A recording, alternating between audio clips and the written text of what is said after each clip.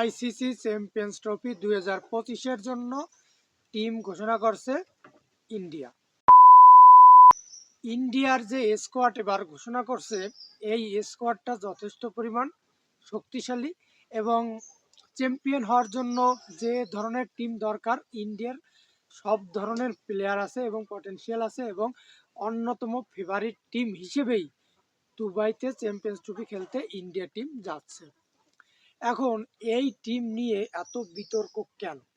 এই টিম নিয়ে এমন এমন প্লেয়ার চান্স পায় নাই, যারা ইন্ডিয়া না হয়ে যদি অন্য কোনো দেশের হইতো, যেমন বাংলাদেশ, শ্রীলঙ্কা, পাকিস্তান, তাহলে পুরো ক্রিকেট বোর্ডকে সেই দেশের জনগণ খেয়ে দিত। সঞ্জু স্যামসং লাস্ট কিছু ম্যাচ যদি আপনি দেখেন, তাহলে দেখতে পাবেন century century century. Sanju Sam এত ভালো খেলছে, এত ভালো ওপেনিংয়ে ব্যাট করছে, যাকে সিলেক্টররা বাদ দেবে, যেটা আসলে অনেকে ধারণাও করতে পারে নাই। দ্বিতীয়ত, অলরাউন্ডার র্যাঙ্কিংয়ে হার্দিক পান্ডিয়াকে নেছে। কিছু বছর যাবৎ হার্দিক পান্ডিয়া খুব একটা ভালো ফর্মে নাই, কিন্তু হার্দিক পান্ডিয়া যে ভালো প্লেয়ার তাতে কারো কোনো সন্দেহ নাই। হার্দিক পান্ডিয়া এমন একটা প্লেয়ার, যে কোনো সময় ব্যাটিংয়ে তাণ্ডব শুরু করে দেবে, বোলিংয়ে যে কোনো সময় ম্যাচ ঘুরাই দেবে। সেই হার্দিক পান্ডিয়া ভালো খেলে খারাপ খেলে, মানে হার্দিক পান্ডিয়া নিজেকে খুঁজে যাচ্ছে এবং নিজের ফর্ম ফেরার জন্য অপ্রাণ চেষ্টা করছে। এর ভিতর টি-20-র ফাইনাল ম্যাচে দুর্দান্ত বল করে সে ক্লাসেনের উইকেট নিয়ে ইন্ডিয়াকে চ্যাম্পিয়ন করার একজন অন্যতম কারিগর ছিল। অভিজ্ঞতা এবং অলরাউন্ডার নৈপুণ্যে হার্দিক পান্ডিয়াকে দলে নেওয়া হয়েছে। অথচ সম্প্রতি সময়ের ইন্ডিয়ার অলরাউন্ডার র্যাঙ্কিংয়ে সবথেকে যে ভালো প্লেয়ার, সবথেকে যে ভালো পারফর্ম করছে নীতিশ কুমার রেড্ডি, তাকে দলে রাখা হয় নাই।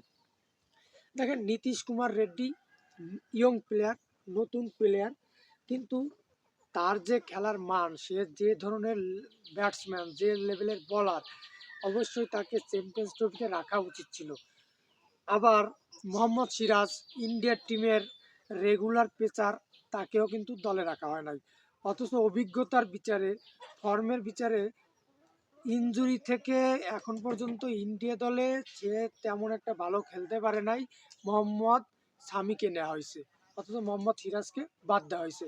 এখানেও আমি মনে করব ইন্ডিয়া একটা গুড ডিসিশন নিছে। মোহাম্মদ সিরাজের থেকে মোহাম্মদ শামি অনেক অনেক অনেক বেটার বলার, এবং মোহাম্মদ শামি যেদিন জ্বলে ওঠে, সেদিন বিপক্ষ দল একদম তছনছ হয়ে যায়। যুবেন্দুর চাহালকে নেওয়া হয় নাই, ঋতুরাজ গাইকোয়াড নেওয়া হয় নাই, ঈশান কিষানের খোঁজ নাই। ওদিকে নেওয়া হয়েছে কারে? ঋষভ প্যান্টরে। সব মিলাইয়া ইন্ডিয়া এমন একটা দেশ, এমন একটা দল, যেখানে প্লেয়ারের সরাসরি ঘরোয়া লিগে করুণ নায়ার 775 এভারেজে ব্যাট করছে, অথচ তাকেও বিবেচনার ভিতরেই রাখা হয় নাই। সব মিলাইয়ে দেখা যায় ইন্ডিয়ার যে এবারের টিমটা, ওরা যথেষ্ট পরিমাণ অভিজ্ঞতাকে প্রাধান্য দিয়েছে, যে অভিজ্ঞ ব্যাটসম্যান কে আছে, অভিজ্ঞ প্লেয়ার কে আছে, এবং ফর্মটা এখানে টেম্পোরারি ফর্ম বিবেচনা করে নাই, যে আজকে খুব দুর্দান্ত ফর্মে আছে, কালকে যে সেই ফর্মটাই ধরে রাখতে পারবে বা ওই ফর্মেই যে খেলতে পারবে এমন কোনো গ্যারান্টি নাই। ফর্ম আপ ডাউন হয়, তাই ওরা সম্পূর্ণভাবে অভিজ্ঞতার আলোকেই নেছে। শুভমান গিল এবং রোহিত শর্মা ওপেন করবে, এতে নিঃসন্দেহে এটা কোনো ডিবেট নাই। তার মানে সম্প্রতি সময়ের ইন্ডিয়ার সবথেকে সেরা ওপেনার জয়সওয়াল বাদ যাচ্ছে।